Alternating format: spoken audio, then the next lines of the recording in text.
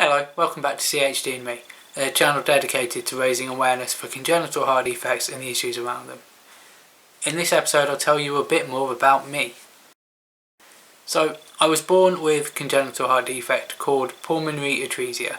It's one of over 40 congenital heart defects, and I'll try and explain what pulmonary atresia is in a slightly more simplified way here. On the left we have a healthy heart. You can see that the blood flows down into the right ventricle, which pumps it up past the pulmonary valve, which acts like a trapdoor, through the pulmonary artery leading onto the lungs. On the right we have a heart with pulmonary atresia. The first thing you'll notice is that the pulmonary valve is labelled atretic.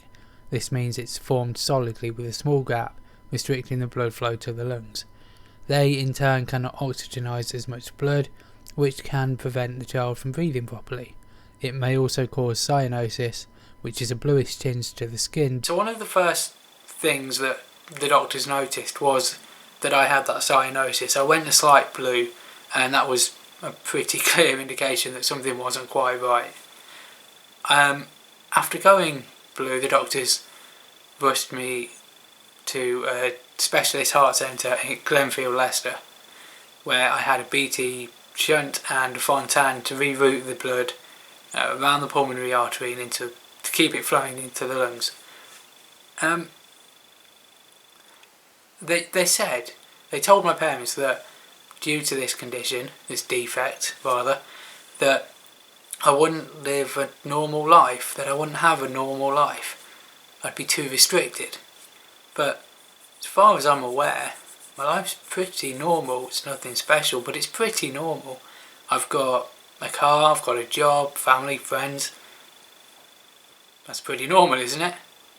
But I still also have this congenital heart defect. I have to go to hospital quite regularly, and I have to have blood tests, INR tests, really regularly, maybe once every couple of weeks or so. I also have to take warfarin each night.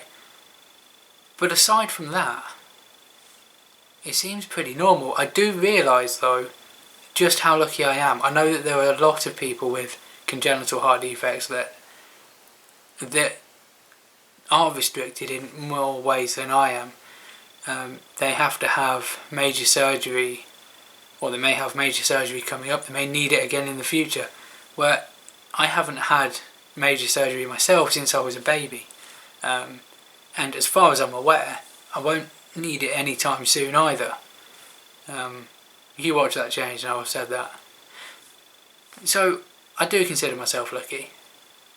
I do consider this a pretty normal life. Thank you for watching this brief little story about me. There's a lot more to come from CHD and Me, including my next video, which will be why raising awareness for congenital heart defects matters. So keep tuned to CHD and Me, and yeah, see you in the next one. Bye bye.